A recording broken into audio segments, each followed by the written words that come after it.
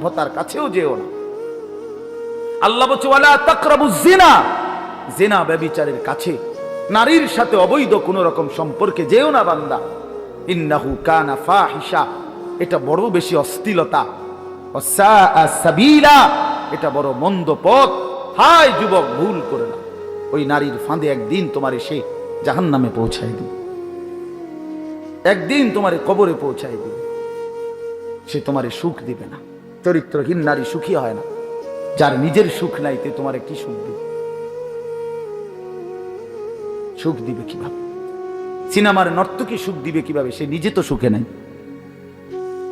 সে তো সুখে নাই। এই জন্য এটা জরুরি। বাবাদেরকেও বলি, হায়াতের ৬০ বছরেও যারা গুনাহ ছাড়তে পারেন নাই, মনে রাখেন বাপ, এই কবর দেখা যায়, কবর দেখা যায়।